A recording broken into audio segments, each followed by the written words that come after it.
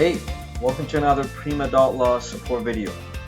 I am very excited today because finally you can automate billing forms through the USCIS website. That's of course USCIS e-filing. Same thing that you could already do with DS260 and DS160 forms is finally enabled through the use of the Prima.Law Chrome extension.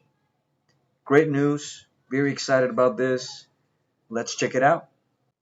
All right, now we're in the case page for this contact, Maria, and you might have already seen that something looks different.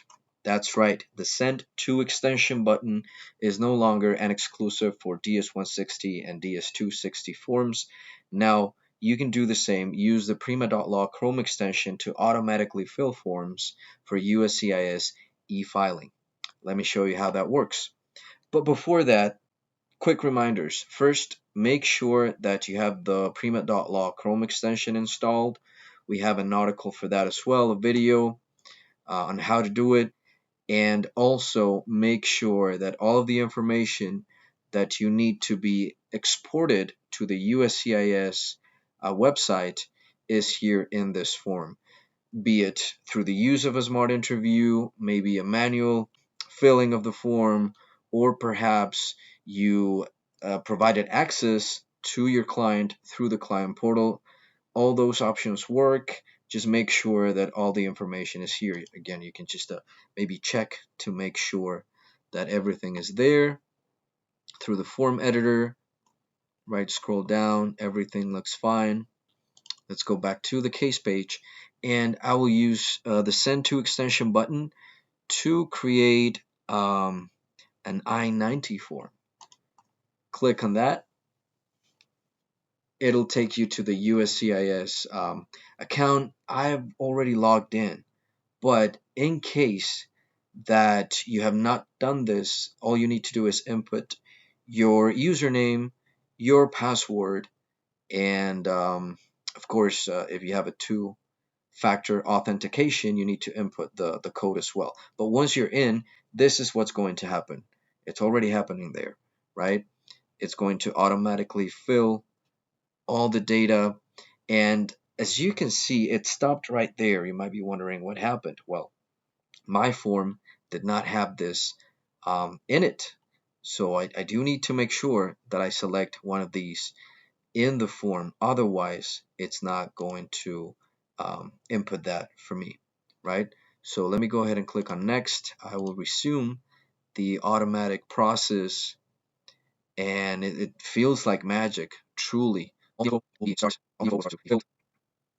Okay, so this happened. There are some fields at the time for which you need to manually input the information, but it's actually very easy. You see there's a copy button here. This will take the information from the actual form, right? And it's going to show it to you right here. So you can make sure that it's right. It's the information, again, you put in the form. So I just copy it, click OK, go here. Whoops, okay. There it is. It's done. Let's click play and it'll continue. It will continue doing its magic. Okay. In case there is information that is incorrect, that is missing, again, we got the insert manually. So again, copy, okay, paste it. There we go. Hit play and it'll go on. But again, as I was saying, if there's missing info, the system will prompt you to input that information. You have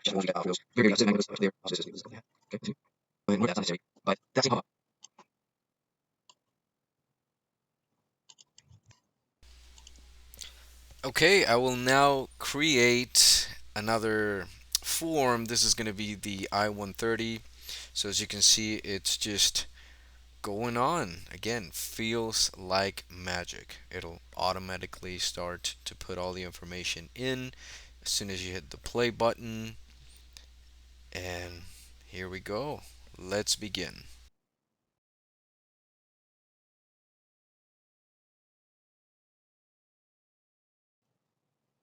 Okay, this is what I wanted to show you.